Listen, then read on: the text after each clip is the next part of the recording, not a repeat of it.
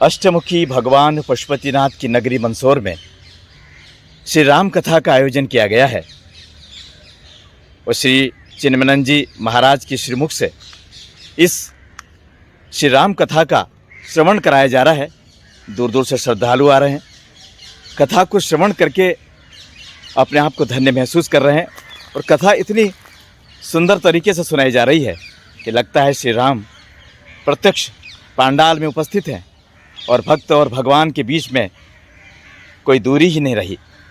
तो चलिए आइए हम आपको भी इस पवित्र कथा के रसपान के लिए चलते हैं माहेश्वरी धर्मशाला मंदसौर के इस पांडाल में, जहां आप भी हमारे साथ इस कथा का रसपान करें।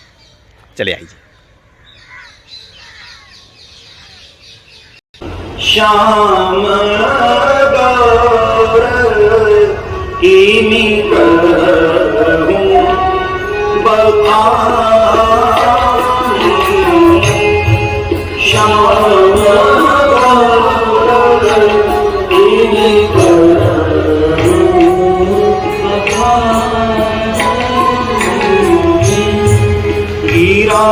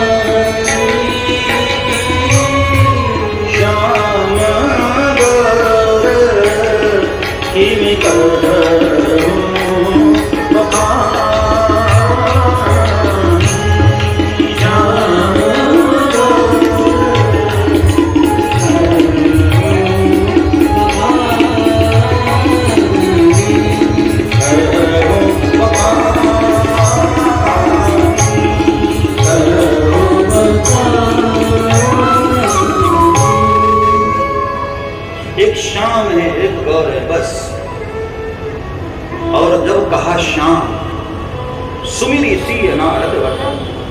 अचानक सितारे को नारद जी के वचन याद आए।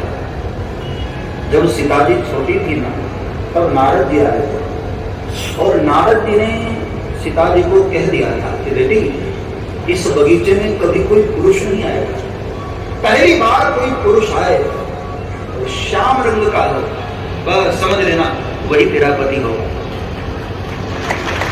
और आज अचानक नारद जी के वचन, अपने गुरु के वचन याद आए और चली अग्र कर प्रिय सखी सोई। उसी सखी को आगे करके सीता जी चलती हैं और आप जरा दर्शन करिए, बाबा तुलसी ने कितनी मर्यादा में मुलाकात करवाई। आज भी शादी से पहले वर कन्या मिलते हैं ना, एक दूसरे को देखते हैं। यहां भी देखो, भगवान ने भी सीता जी को देखा, सीता जी ने भी प्रभु को देखा, लेकिन कितनी मर्यादा है दोनों। जब सीता जी ने देखा तब प्रभु राम ने नहीं देखा, और जब राम जी ने देखा तब सीता जी ने नहीं देखा। यहां भगवान पुष्प उतार रहे थे और अचानक सीता जी के आभूषणों की खनक भगवान के कान में आई। कमर की करदनी, हाथ के कंगन, पग के नूपुर। सीता जी जब चल रही हैं, खनकती हुई आवाजें आ रही हैं और भगवान के कान में जैसे ही आवाज गई, दोनों में भगवान पुष्प उतार रहे थे और हाथ वहां का वहां रह गया। चारों तरफ देखने लगे प्रभु की आवाज कैसी आ रही है, जैसे कोई आवाज पाकर मृगा चकित हो जाती है, चारों ओर देखने लगती है। ऐसे ही प्रभु की नजर चारों ओर जाने लगी।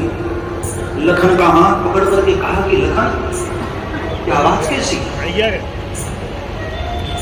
लखन ने कहा, प्रभु सुबह का समय, माताओं बहनों का बगीचा है, तो कोई बहन श्रृंगार करके घूम रही होगी तो उसके आभूषणों की आवाज है। तो प्रभु ने एक बड़ी अलग सी बात की है। मानहु मदाना दुंदुभिनी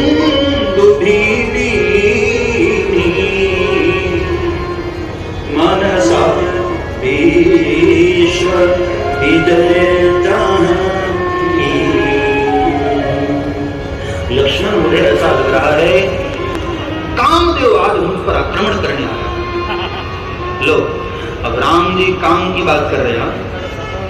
जहां राम होते वहां काम की हिम्मत नहीं कि चला जाए, जहां राम था काम नहीं। और आज खुद राम काम की बातें कर रहे हैं, वो भी छोटे भाई से।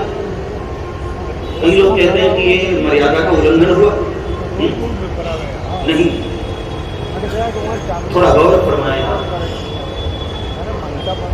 आज कामदेव आ तो रहा है, सीता जी के पद के नुपुर में बैठकर आए। और दुनिया का गलत से गलत व्यक्ति भी भक्ति के चरणों का आश्रय लेकर राम जी के दरबार में पहुंच जाए तो हमारे राघव उसकी तारीफ करते ही हैं।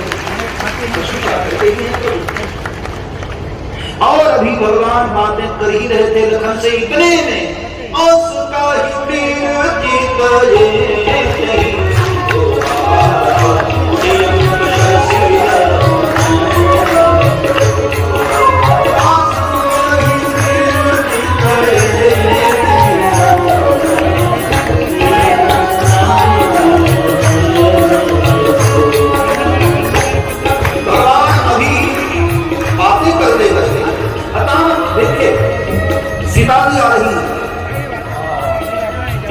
और जैसे ही भगवान की नजर हमारी मां वैदेही पर पड़ी, एक तक भगवान की नजर मानो चकोर में चांद को देख लिया।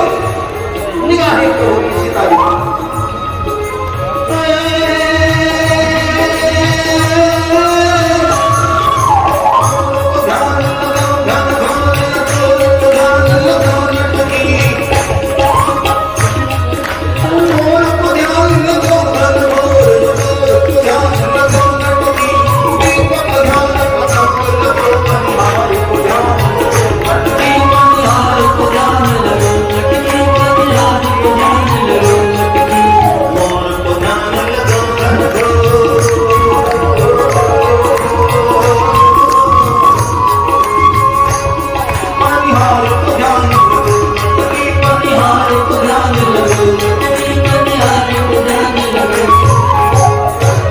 जैसे मोर ने घनघोर देख लिया, चकोर ने चांद देख लिया, ऐसे ही भगवान की नजर एक तक सीता दी, आंखें खुली की खुली रहती। अब बातें करते हैं लक्ष्मण से, नजरें सीता जी पर। सो तो सारी दुनिया को मोहित करता है, आज हमारी मां वैदेही ने उसको भी मोहित कर दिया। एक तक निगाहें वैदेही थी। भगवान ने कहा कि लक्ष्मण तुम इसको पहचानते हो? लक्ष्मण ने कहा नहीं, आई डोंट नो, मुझे नहीं पता। तो प्रभु ने कहा मैं बता रहा हूं, सुन ये कौन है? तापु जनक तनया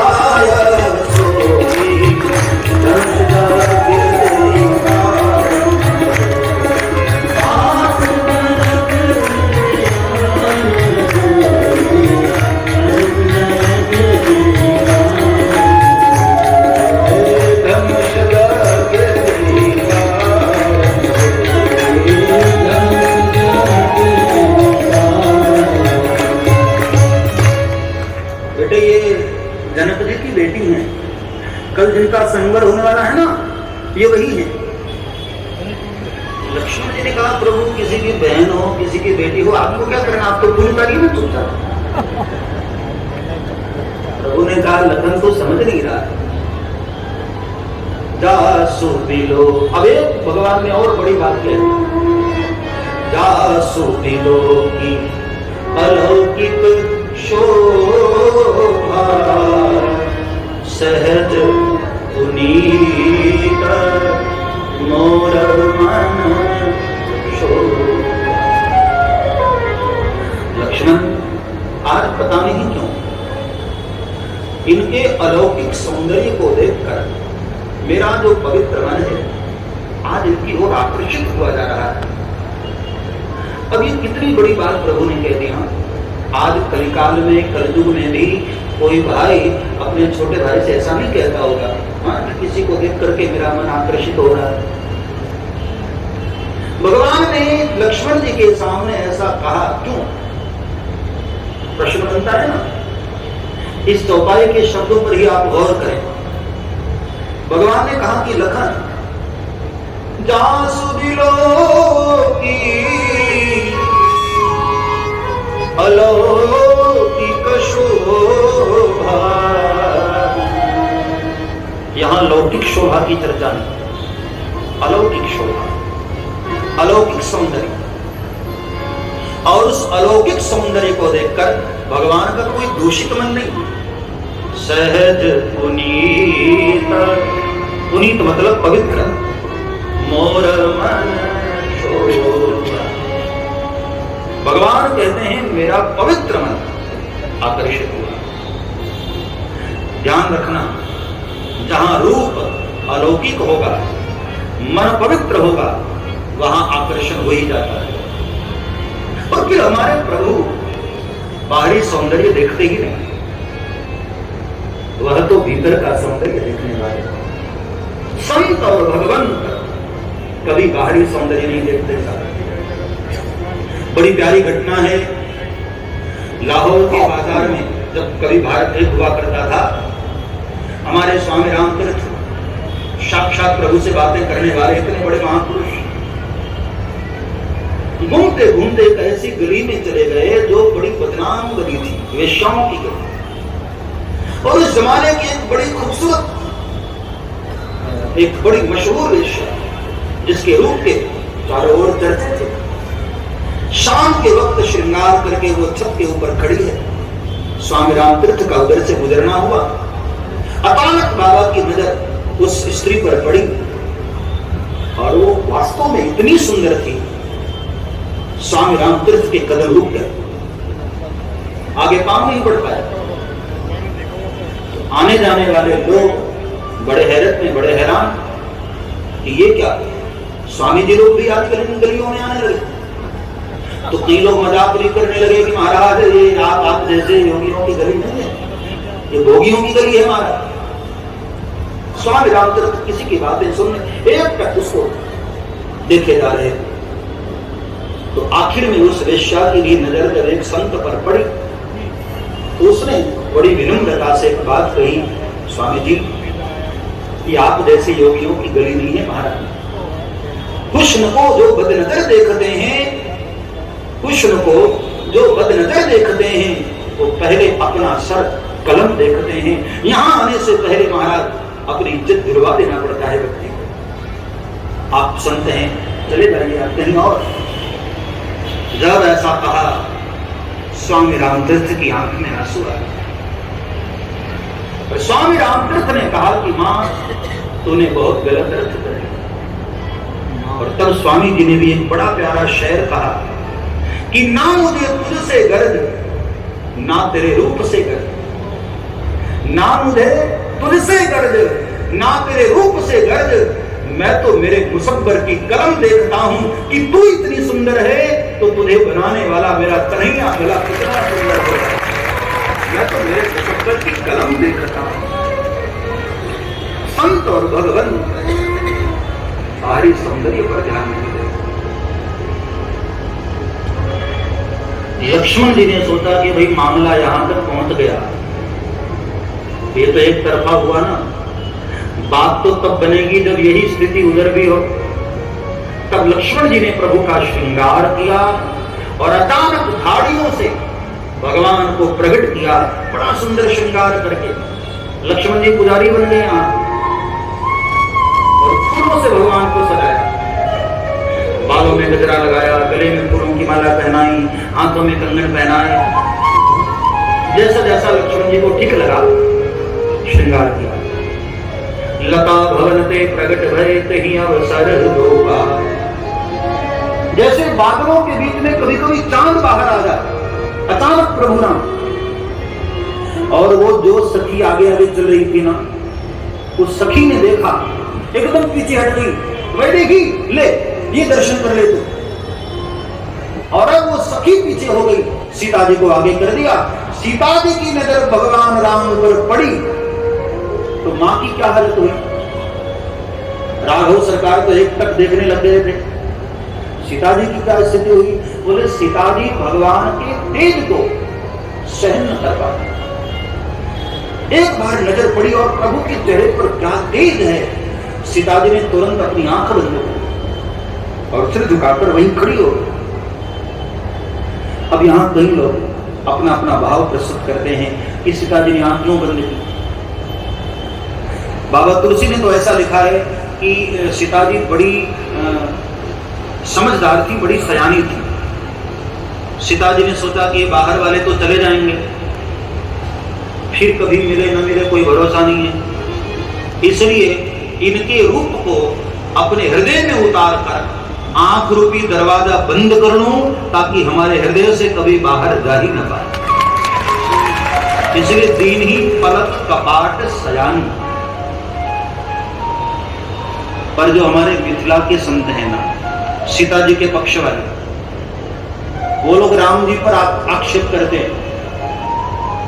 जब कभी अयोध्या के महात्मा उधर के महात्मा मिलते हैं ना, तो कहते हैं अरे ओ भैया, हमारी वैदेही ने आंख क्यों बंद किया पता है? तुम्हारे राम जी के चक्कर में। क्यों? बोले तुम्हारे राम जी ऐसी आंखें फाड़ फाड़ के देख रहे, बेचारी शर्मा जाएगी ना। एक टकटकी लगाकर देखे जा रहे थे, कोई भी मर्यादित जो स्त्री होती है वो बेचारी शर्मा ही जाती है, इसलिए आंख बंद कर लिया। बड़ा बड़ा विनोद चलता है अयोध्या के महात्माओं में और वहां के महात्माओं में। जो भी भाव आपको ठीक लगे, सीता जी ने आंख बंद कर लिया। बाद में सखियों के कहने से सीता जी पुनः एक बार भगवान के चरणों का दर्शन करती हैं और गिरिजा भवानी के मंदिर में आई, बड़े भाव से पूजन करती हैं और गिरिजा भवानी की स्तुति के बाद मां ने आशीर्वाद दिया। मानो जाही राजे मेरी सोवर, सहज सुंदर